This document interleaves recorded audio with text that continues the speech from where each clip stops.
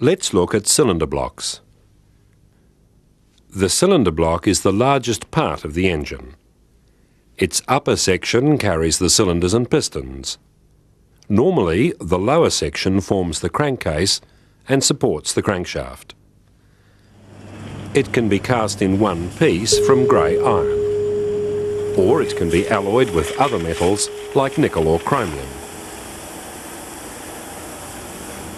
The iron casting process begins by making up the shapes of what will become water jackets and cylinders as sand cores, which are fitted into moulds. This stops these parts becoming solid iron during casting. Molten iron is poured into sand moulds that are formed by patterns in the shape of the block. After casting, core sand is removed through holes in the sides and ends, leaving spaces for the cooling and lubricant passages. These holes are sealed with core or Welsh plugs. The casting is then machined. Cylinders are bored and finished, surfaces smoothed, holes drilled and threads cut. All cylinder blocks are made with ribs, webs and fillets to provide rigidity, but also to keep weight to a minimum.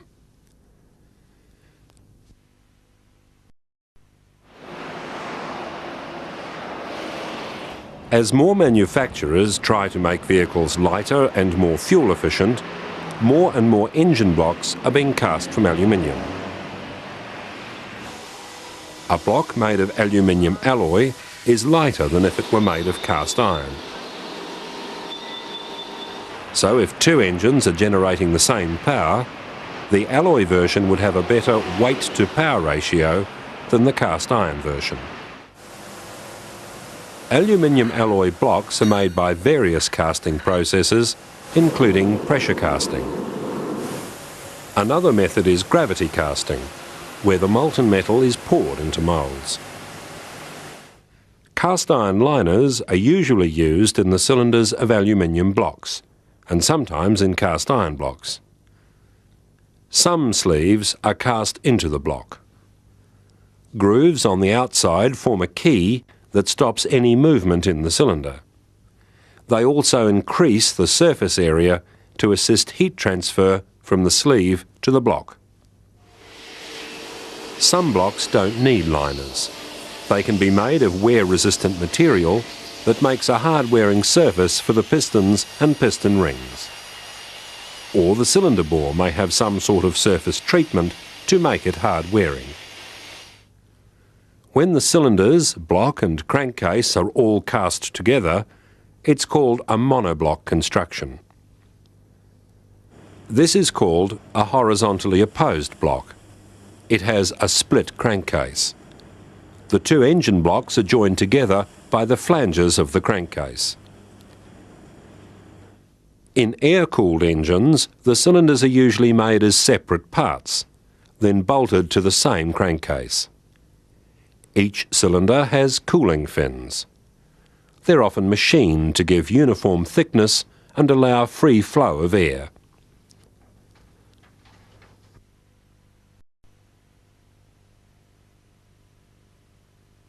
Let's look at cylinder sleeves.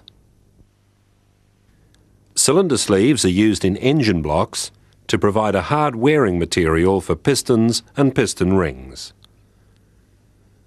The block can be made of one kind of iron that's light and easy to cast, while the sleeve uses another kind that is better able to stand up to wear and tear. There are three main types of sleeves: dry, flanged dry, and wet. The dry sleeve can be cast in or pressed into a new block, or used to recondition badly worn or damaged cylinders that can't easily be rebored. It's a pressed fit in its bore in the cylinder block. Its wall is about 2 millimetres thick. Its outer surface is in contact with the block for its full length. Its top finishes flush with the top of the block and can hardly be seen. Once in place, dry sleeves become a permanent part of the cylinder block. A flanged dry sleeve is like a normal dry sleeve, but a flange at the top fits into a recess in the surface of the engine block. It's not a tight fit, and it can be replaced if it's worn. With a wet sleeve, the outer surface is part of the water jacket around the cylinder. It's called wet because it has coolant against its outer surface. This helps speed up heat transfer between the sleeve and coolant. The sleeve is sealed at the top to prevent coolant leaks. This stops coolant entering the combustion chamber and the bottom of the crankcase. A flange at the top of the sleeve fits into a recess in the block. The lower end has 1 or 2 neoprene sealing rings. With coolant in direct contact with the cylinder sleeve, corrosion can be a problem. It can even insulate the sleeve from the coolant, which reduces the main advantage of having a wet sleeve at all. The walls on wet sleeves are thicker than on dry sleeves. They don't have the same support from the block as dry sleeves, so they depend on their wall thickness to stop distortion. In diesel engines, vibration caused by combustion can cause cavitation. This damage appears similar to corrosion, and it can eventually destroy the cylinder.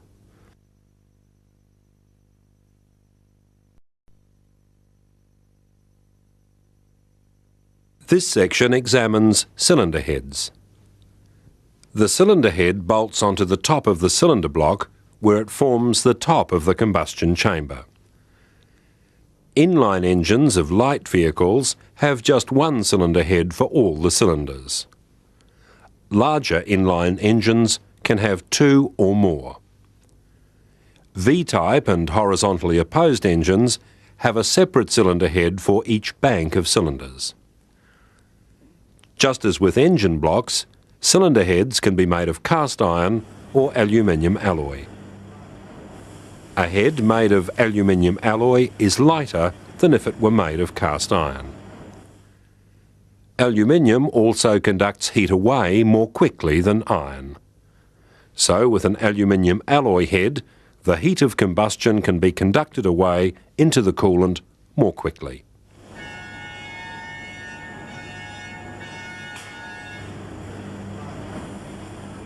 Manufacturing the head is similar to manufacturing the block. A casting mould is made. Sand cores are put in to form any hollow areas. Depending on the engine, these can be for coolant and lubricant passages and inlet and exhaust ports. Air-cooled engines have cooling fins cast into the cylinder head. The underside of the head is shaped to form the combustion chamber. Molten metal is poured in and allowed to cool. The cores are broken out and removed, and the cylinder head cleaned of any sand. After casting comes machining. Surfaces that must seal are machined flat. Holes are drilled and tapped for attaching bolts and studs. In sand cast heads, the large holes that had contained sand are machined, then fitted with soft metal plugs called core plugs.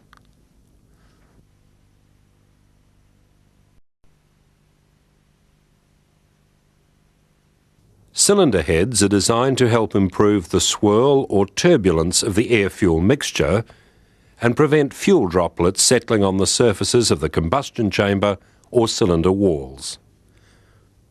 When air-fuel mixture is compressed between the piston and the flat part of the cylinder head, it produces what's called squish. That means squeezing of the gases to increase their velocity and turbulence. In petrol engines, the 3 most popular combustion chamber designs are called hemispherical or pent roof, bathtub, and wedge. This is the hemispherical or pent roof combustion chamber. It has the intake valve on one side of the chamber and the exhaust valve on the other. This provides cross-flow. Air-fuel mixture enters on one side and exhaust gases exit on the other. Positioning the valves in this way leaves room for relatively large valves and ports, and that helps the engine breathe. Breathing refers to the engine taking in the air or air-fuel mixture.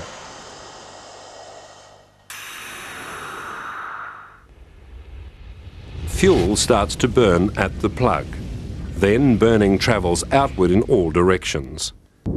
This is called flame propagation. With the plug in the middle of the hemisphere, the flame front has less distance to travel than in some other designs. This gives rapid and effective combustion. This design is common in a lot of passenger vehicles. The bathtub combustion chamber is oval-shaped, like an inverted bathtub. Valves are mounted vertically and side by side, making them simple to operate. The plug is to one side, and that creates a short flame path. It all helps increase turbulence. The wedge-shaped combustion chamber tapers away from the plug, which is at the thick end of the wedge. The valves are in line and inclined from the vertical. This design usually has a smaller surface area than the others, with less area where fuel droplets can condense. Less fuel is left unburned after combustion, which reduces hydrocarbon exhaust emissions. And since the flame is directed towards the small end of the wedge, damage caused by detonation is reduced.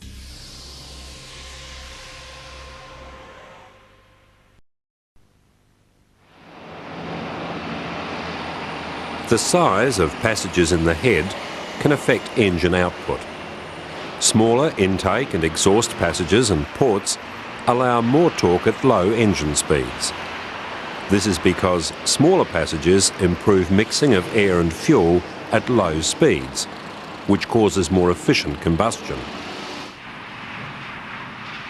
At higher speeds, however, these smaller passages restrict airflow. To reduce the effect of this engine has two inlet valves. One opens at low speed and the other operates at higher engine speeds. Larger passages produce greater power at high engine speeds. Each intake and exhaust passage can be formed separately in the head. Intake passages for adjacent passages may have a common thin wall between them. This is called Siamesed. Exhaust ports in the same head can also be Siamesed. When all intake and exhaust ports are on one side, it's called a counterflow head. They can be cast separately or Siamesed. When all of the intake ports are on one side and exhaust ports are on the other, it's called a crossflow head. This allows for straighter passageways and higher efficiency.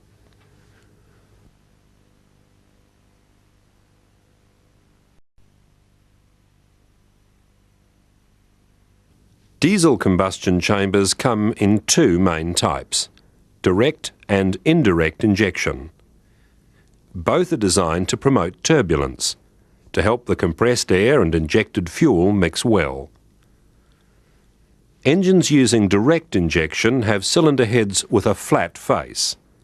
The combustion chamber is formed in the top of the piston.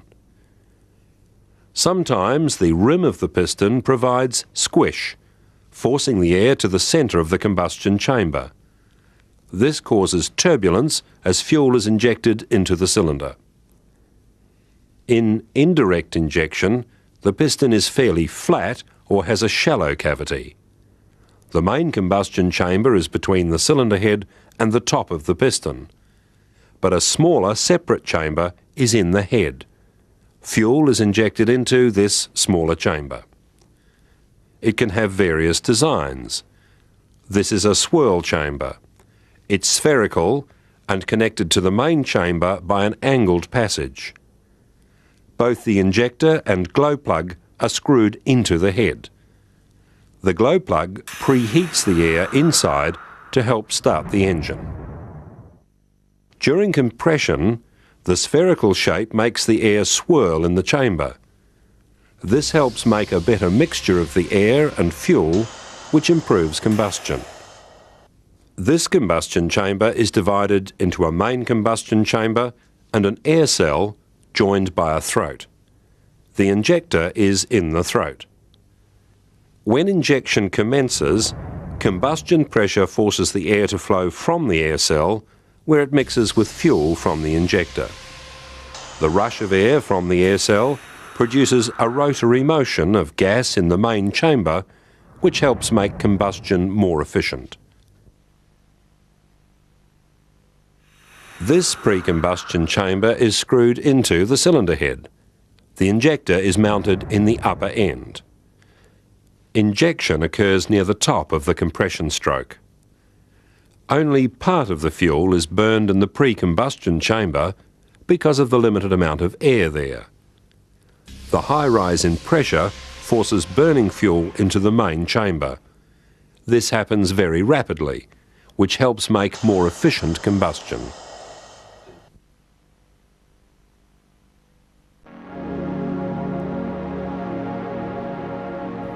Turbulence refers to the swirling motion of a liquid or a gas.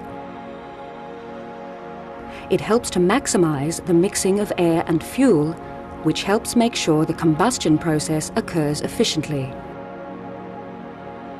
Without turbulence, the air-fuel mixture can form local areas of high pressure and temperature that can cause detonation during combustion. A high level of turbulence can prevent this.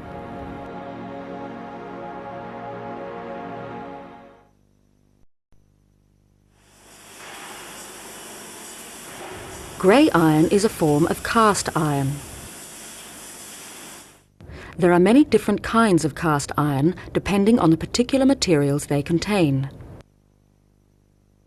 Grey iron is a cast iron that contains carbon in the form of graphite, plus silicon, manganese and phosphorus. The fractured surface of a cast iron with graphite appears grey, hence the name. It is brittle and cannot absorb shocks. It resists heat and corrosion and can be cast into many different shapes. It is used for many components.